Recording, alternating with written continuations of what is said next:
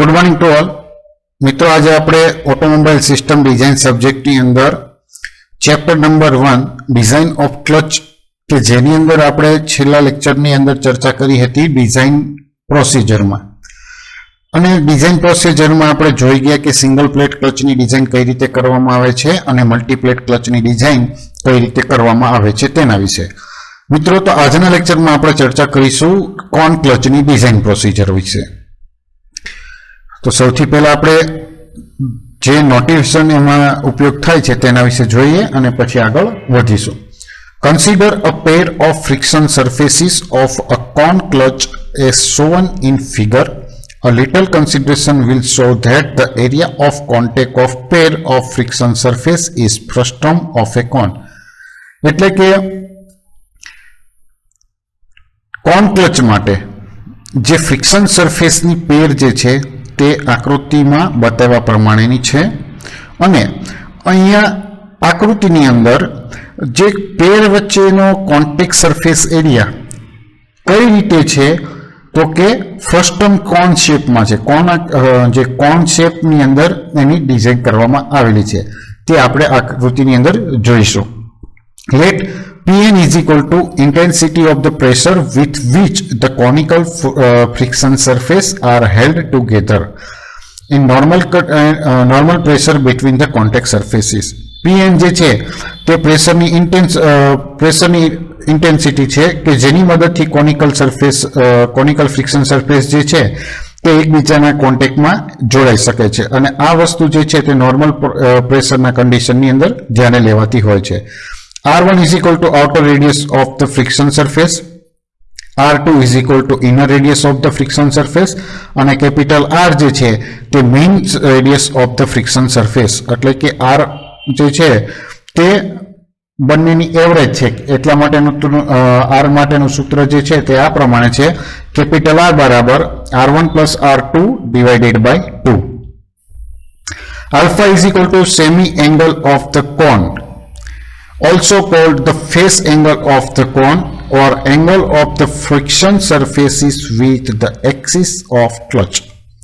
Alpha જે છે તેને કોન માટેનો સેમી એંગલ કહેવામાં આવે છે કે જેને સામાન્ય રીતે કોનનો ફેસ એંગલ તરીકે ઓળખવાય છે, અથવા તો ક્લચની એક્સિસથી જે એંગલ ઉપર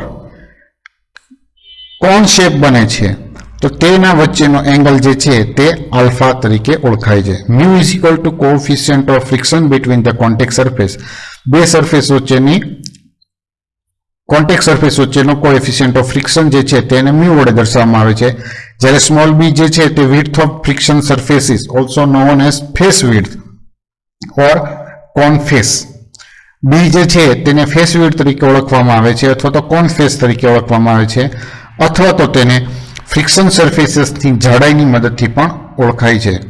consider A small ring of the R radius R and thickness dr are as shown in figure. જે રીતે આપણે ફ્રિક્શન પ્લેટ જે સિંગલ પ્લેટ ક્લચની અંદર જે આપણે જોઈ ગયા કે R રેડિયસ ઉપર di થિકનેસ માટે આપણે કોઈ એક રિંગ જે છે તે ધ્યાનમાં લેતા હતા, તો સેમ ટુ સેમ અહીંયા એ વસ્તુ જ આવેલું છે કે એક નાની રિંગ જે છે કે જે R રેડિયસે લગાડેલી છે અને તેની જાડાઈ dr ની છે। Let dl is the length of ring of friction surface such that, અને આ જે રિંગ આપણે અહીં ઉપયોગમાં લીધેલી છે તો તેની dl લંબાઈ છે, તો dl માટેનું સૂત્ર જે છે તે આપણને નીચે પ્રમાણે મળે છે, dl is equal to dr into cos alpha. So area of the ring is equal to 2 pi r into dl. હવે જે રીતે આપણે સામે એરિયા માટે a is equal to 2 pi r into dr લેતા હતા, તો અહીં આપણે કોન શેપ છે એટલા માટે કોન શેપ માટે તેની લેન્થ જે છે તે ધ્યાને લેવાની છે, અને લેન્થમાં પણ આપણે એક ચોક્કસ પોર્શન જ લીધેલો છે, તો અહીં આપણે તેટલે dl લેન્થ લીધેલી છે, તો તેની રિંગ માટેનું સૂત્ર જે છે તે આ રીતે બને છે 2 pi r into dl। હવે dl ની વેલ્યુ અહીંયા મૂકીએ તો આપણું સૂત્ર આ મુજબ બનશે કે 2 pi r into dr into cosec alpha. We shall now consider the following two cases. અને આ સૂત્રમાં જે રીતે આપણે સિંગલ પ્લેટ ક્લચ અને મલ્ટીપ્લેટ ક્લચની અંદર ક્લચની ડિઝાઇન માટે યુનિફોર્મ પ્રેશર કન્ડિશન અને યુનિફોર્મ વિયર કન્ડિશનનો ઉપયોગ કર્યો હતો, તો તે જ રીતે અહીં કોન ક્લચમાં પણ યુનિફોર્મ પ્રેશર કન્ડિશન માટે અને યુનિફોર્મ વિયર કન્ડિશન માટે ગણતરી છે તે કરવામાં આવતી હોય છે. તો આ ગણતરી માટેનું જે ડેરિવેશન જે છે તે હવે આપણે જોઈશું.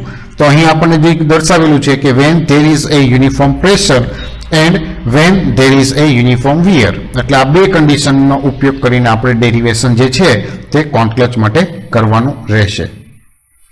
આગળ હવે અહીં આપણે જોઈએ છીએ કે કોન ક્લચની જે ફિગર જે છે તે દર્શાવેલી છે કે જેમાં આલ્ફા એંગલ કોને કહેવામાં આવે છે, ફેસ વિડ્થ કોને કહેવામાં આવેલું છે, પછી ડ્રાઇવિંગ શાફ્ટ દર્શાવેલી છે, ડ્રીવન શાફ્ટ દર્શાવેલી છે, કોનિકલ જે શેપ ઉપર ફ્રિક્શનલ લાઇનિંગ મટીરિયલ કઈ રીતે લગાડેલું છે તે બ્લેક કલરનું અહીં દર્શાવેલું છે.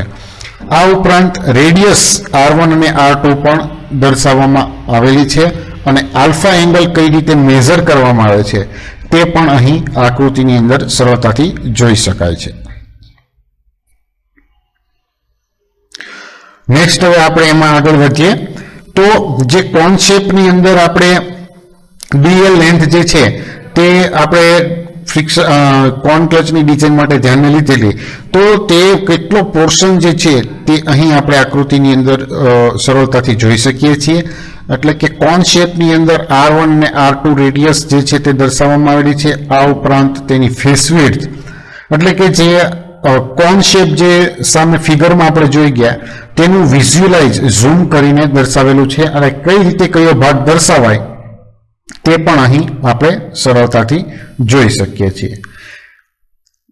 બરોબર.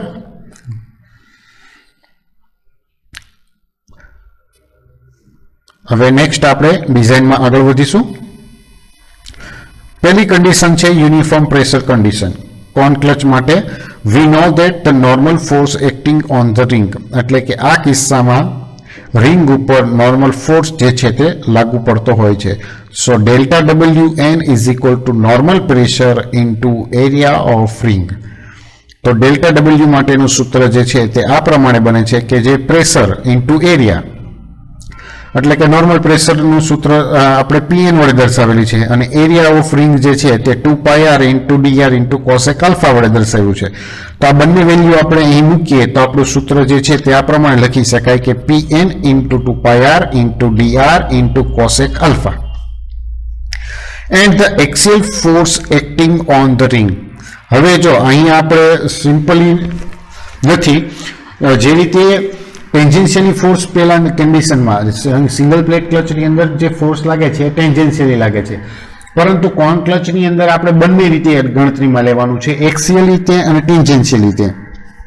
તો હવે જ્યારે એક્સિયલ ફોર્સ લાગતો હોય રિંગ ઉપર તો તેના માટેનું સૂત્ર જે છે તે આ પ્રમાણે છે dw is equal two horizontal component of delta WN in the direction of W. કે આ W ની ડાયરેક્શન જે આકૃતિની અંદર આપણે પહેલા જોઈ ગયા છીએ.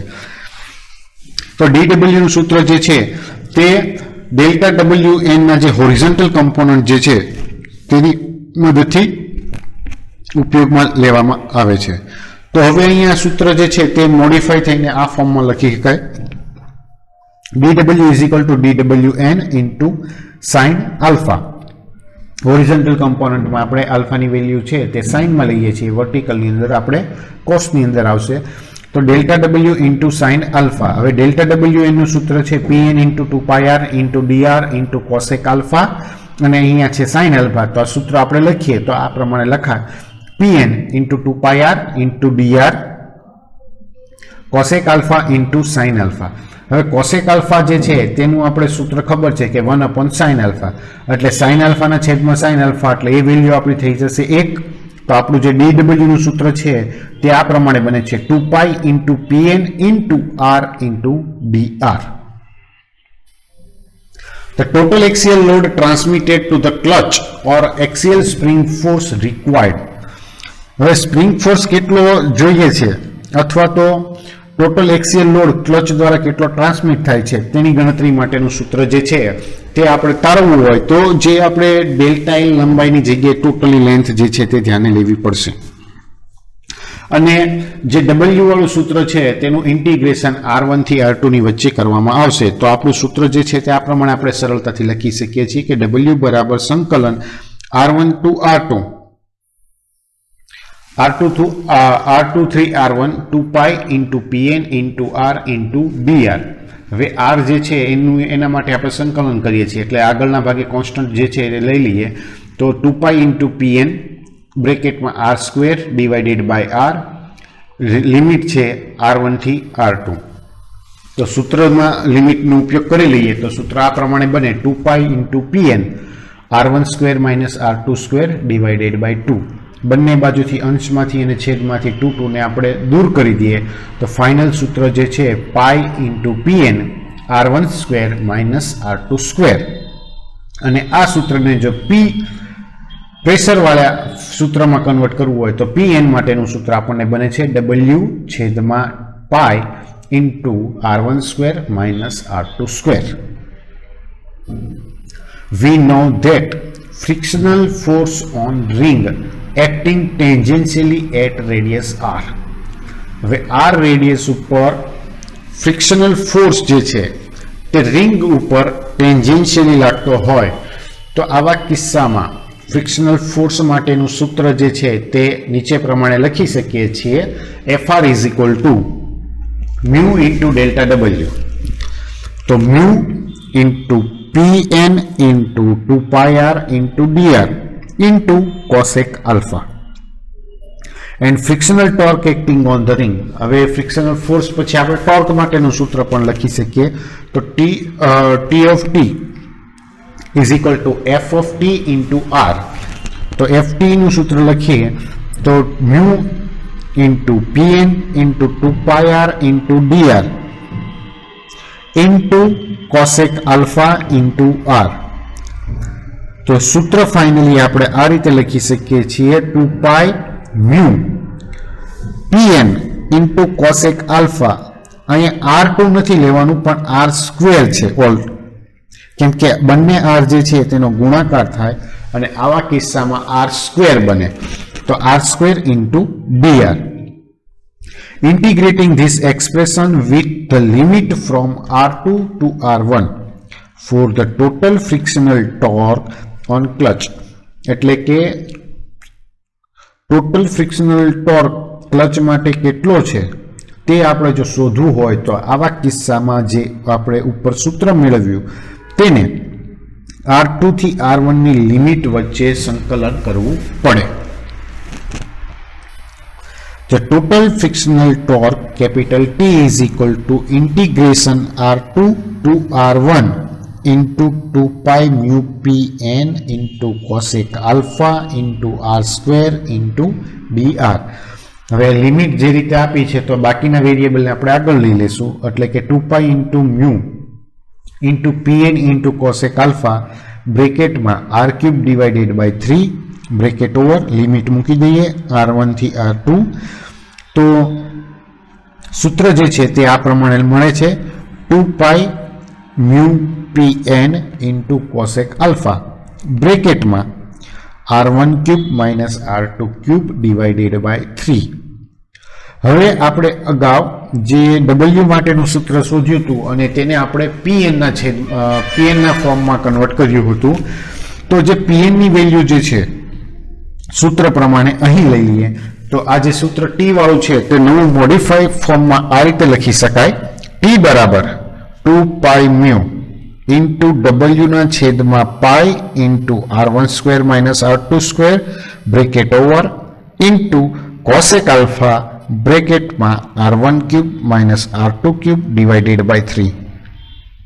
અહીંયા પાઈ જે છે અંશમાં અને છેદમાં છે એટલે તે બંને દૂર થઈ જશે તો અહીં સૂત્ર જે છે તે આ પ્રમાણે લખી શકાય 2 divided by 3 mu into W cosec alpha R1 cube minus R2 cube divided by R1 square minus R2 square.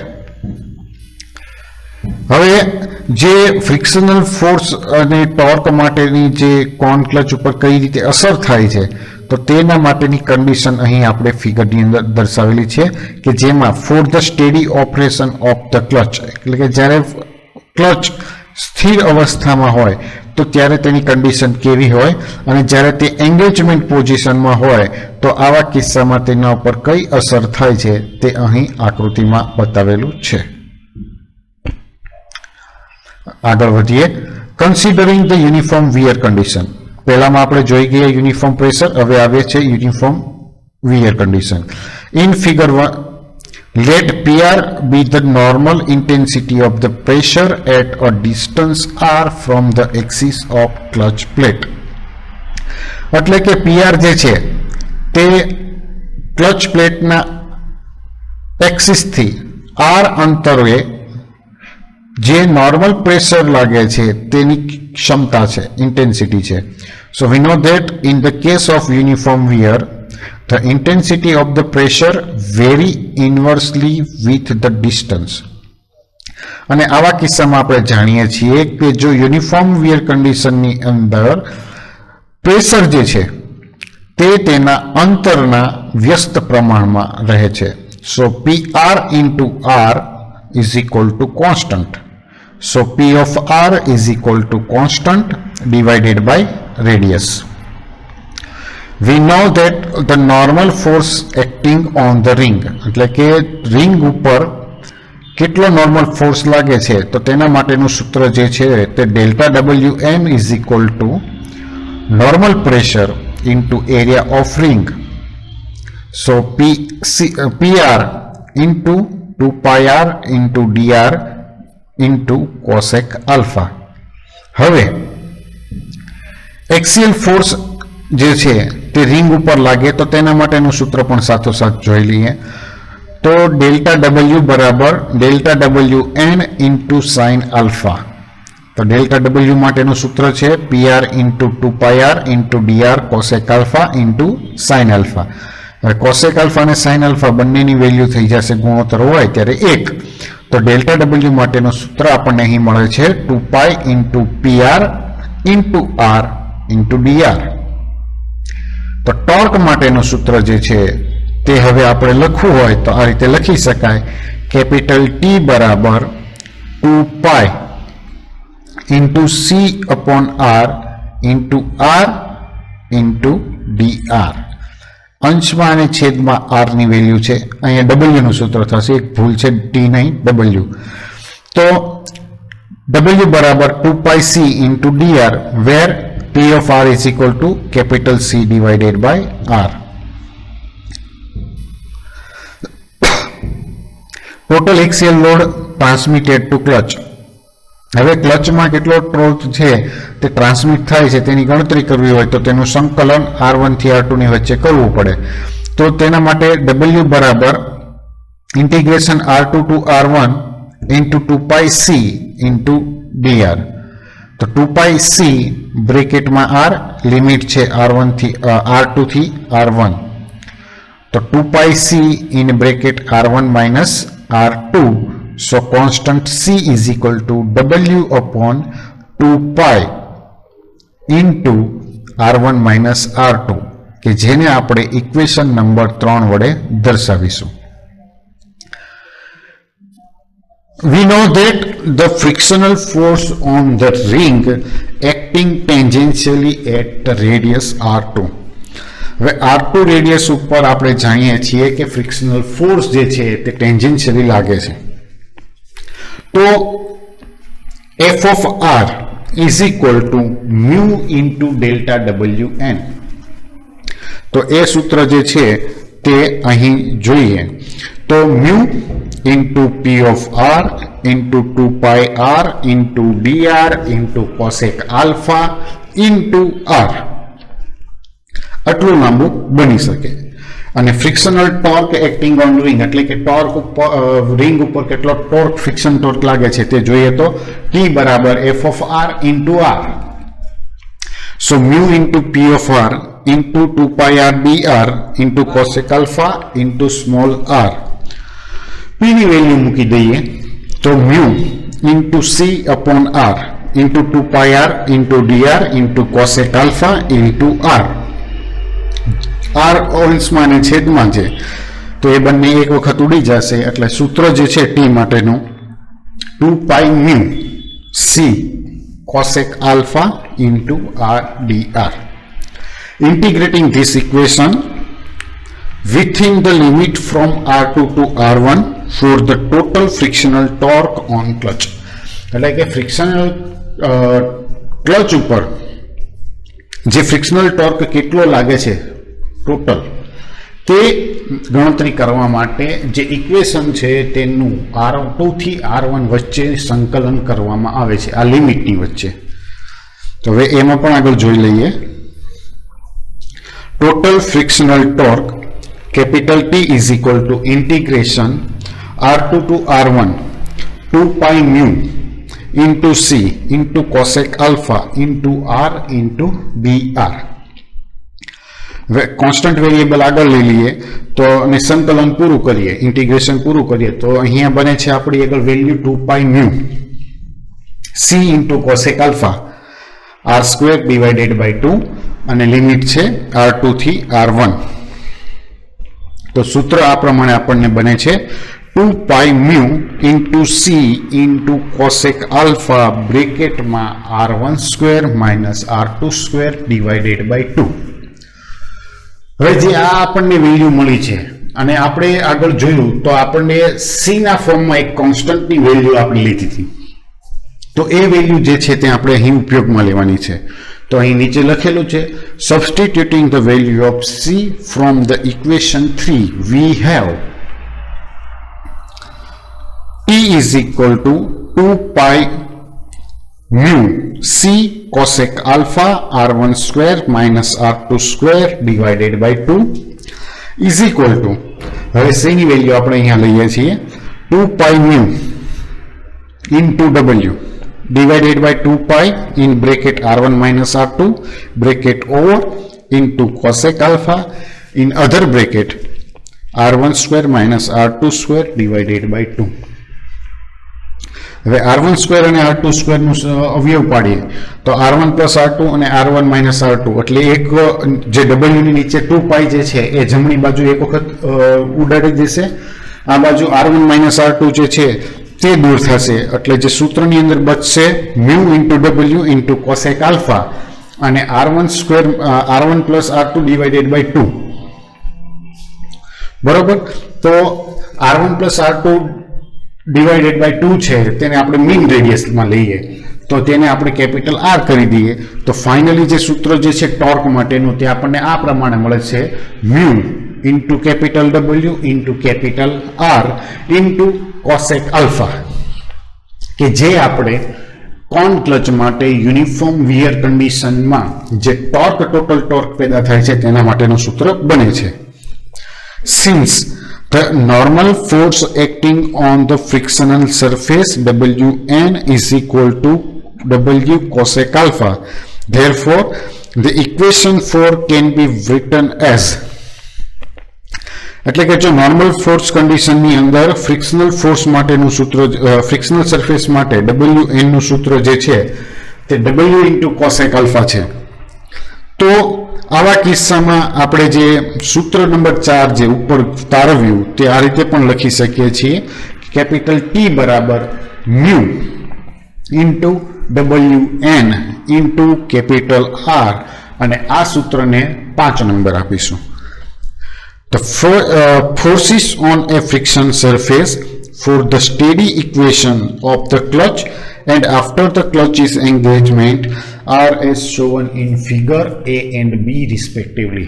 એટલે કે આપણે આગળ જે ફિગર જોઈ ગયા A અને B કે જેમાં ફ્રિક્શનલ ક્લચ એટલે કે કોન ક્લચ જ્યારે એંગેજ પોઝિશનમાં હશે તો તેની ઉપર કઈ રીતે ફોર્સિસ લાગશે અથવા તો તેની ઉપર ટોર્ક કઈ રીતે પેદા થશે તેની કન્ડિશન સ્ટેડી કન્ડિશન અને એંગેજમેન્ટ દરમિયાન જોઈ ગયા તો તે અહીં વાત કરેલી છે. તો અહીં આપણે કોન ક્લચની ડિઝાઇન જે છે તે પૂરી થાય છે. નેક્સ્ટ લેક્ચરની અંદર આપણે ચર્ચા કરીશું સેન્ટ્રીફ્યુગલ ક્લચની ડિઝાઇન વિશે.